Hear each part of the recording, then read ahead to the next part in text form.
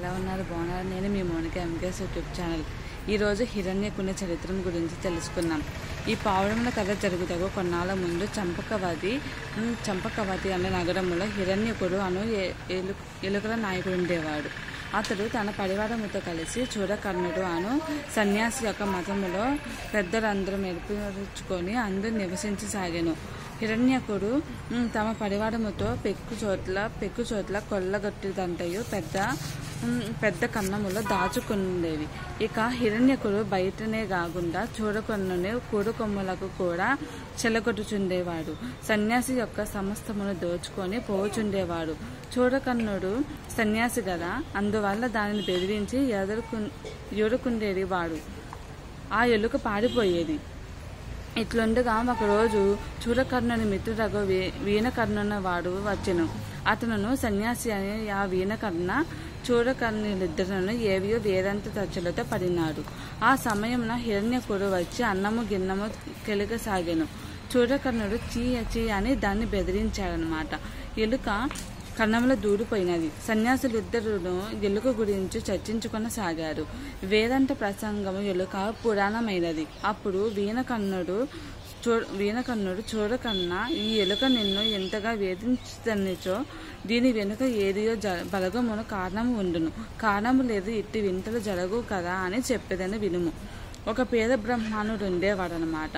అమావాస్య నాడు పితృప్రీతి చేయటకే నూపప్పును ఎండలో ఆడబోసినది. అతని ఇల్లాలు ఇంతలో ఒక కోడి వచ్చి ఆ పప్పును కెలికినది. దంపతులిద్దరూ అది చూసి కోడిని తరిమి వేసినారు. కానీ తెలిసి అంటుపడిన పదార్థమును పితృప్రీతికి వాడలేదు కదా.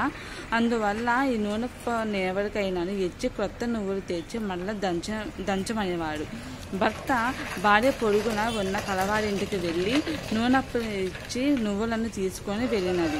అది చూసి ఆ ధనికుడు విషయం ఏమిటనే భార్యను అడగగా ఆమె చెప్పినది. అందుకు ధనికుడు నవ్వి, వెలిదాన దంచిన నవ్వులనిచ్చి పైరు నువ్వుల ఎవరినైనా తీసుకొందుడు. ఇదెండియో కీచుకు ఇండియను అన్నాను. కావున ఓ చూడకర్ణ, ఈ ఎలుక వెనుక ఏదో బలమున్నది, దాన్ని తొలగించినంత వరకు నీకు బిడ్డది తప్పదను అని అన్నానన్నమాట.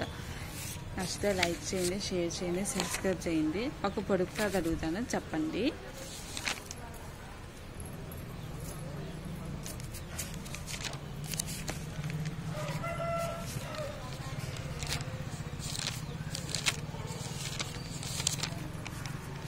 నేను పొడుపు కథగా సమాధానం చెప్పలేదు కదా, నేనే చెప్తాను. చూడండి, ఏం అడిగాను నిన్న మనం. ఒకటే పొట్టు 2 పిల్లలు ఏమిటది అని అడిగాను కదా. దానికి ఆన్సర్ వేరుశనగ. ఓకేనా. ఇంకోటి కాళ్ళు చేతులు లేని అందగత్తెకు బోలెడు దుస్తులు ఏమిటది? నెక్స్ట్ వీడియోలో చెప్పండి. కాళ్ళు చేతులు లేని అందగత్తెకు బోలెడు దుస్తులు ఏమిటది? ఓకేనా ఫ్రెండ్స్, బాయ్. నచ్చితే లైక్ చేయండి, షేర్ చేయండి, సబ్స్క్రైబ్ చేయండి. మళ్ళీ నెక్స్ట్ వీడియోలో కలుసుకుందాం.